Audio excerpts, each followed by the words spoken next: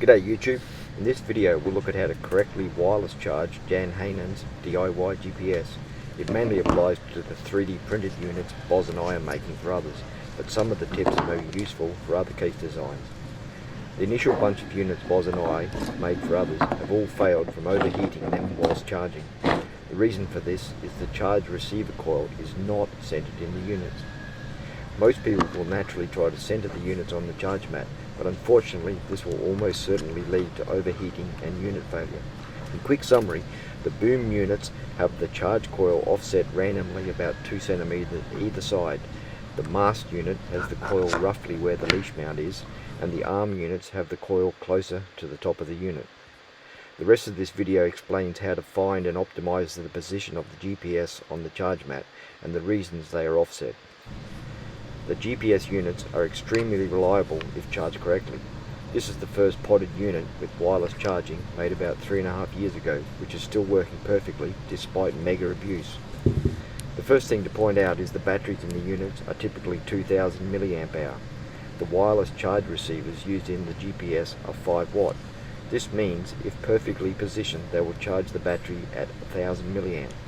A fully flat battery should thus charge in about 2 hours. In reality, a typical full charge should take no longer than 3 hours. If it's taking longer than this or the units are getting hot, they are positioned incorrectly.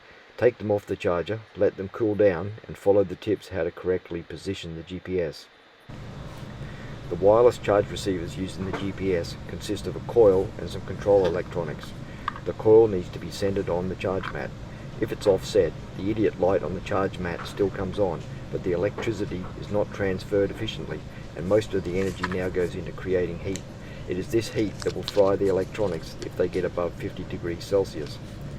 To make manufacture easier, the units typically use these style receivers, which come with a micro USB plug so they can be plugged into the USB port to avoid soldering. The coil and electronics are just sandwiched between 2 layers of tape, and the coil position is marked. With the boom style units, the charge receiver goes in one of 2 ways. Whichever way it goes, the coil is offset roughly 2 centimeters from center.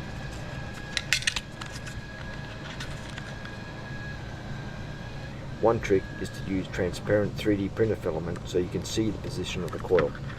However, in most cases, for units already made, the coil is not visible, so the following tip should be used, which applies to all units.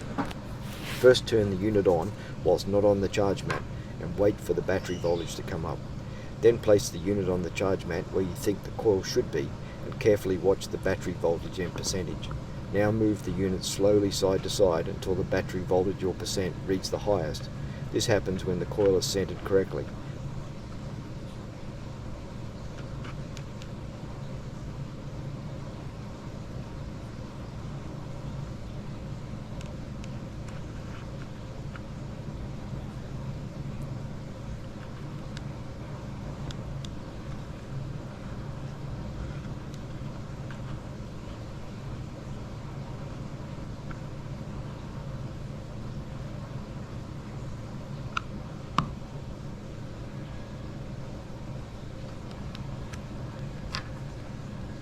Now you can turn the unit off.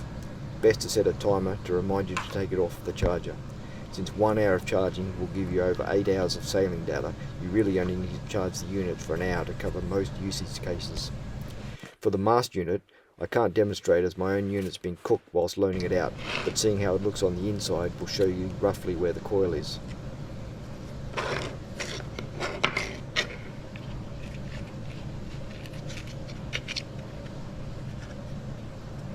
You can see the coil is past the leash mount, far off center. For the shoulder unit, similarly the coil is well off center and closer to the top of the unit.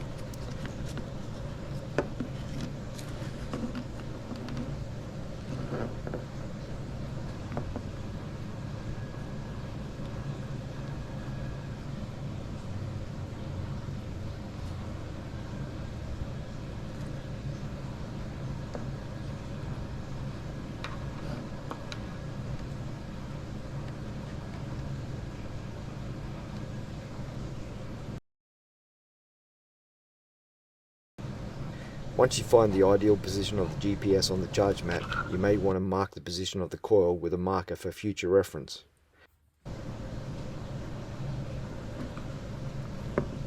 For OWL's units, the charge coil is more likely to be in the center, but it's still possible that the charge coils are offset. OWL's units also use smaller 1500 mAh batteries, and the charge coils are smaller and charge at a maximum of 3 watts. It's quite dangerous to leave the units on the charge mat overnight if they are not positioned correctly, and it's possible the units or charge mat can catch fire. Here's a couple of charge mats that melted in the early days, learning the hard way. Since the charge receivers are 5 watt, there is no need to purchase a charge mat larger than 5 watt. It may even be beneficial to have a lower power rating to limit any excess heating. These can be purchased online for under $5. To roughly calculate how long the battery will last on the water, it's useful to know the GPS while sailing consumes about 100 milliamps. This means a fully charged 2000 mAh battery will last about 20 hours. Unless you're going for a big distance record, charging your unit to 80% is more than sufficient for a full day's sailing. To maximize battery longevity, it's best not to leave the batteries fully charged or fully flat, but leave them between 20 to 80% full when not in use. Only charge them to 100% if you're planning on using them on a long session within the next 24 hours. When the GPS is sleeping, they still consume a tiny amount of power and also turn on briefly every hour to report the charge level of the battery. This means over the space of a month or so, the batteries will slowly go flat. If not using for winter, try to remember to charge them briefly every month or so. Hopefully you found this info useful. See you on the water. Thank you.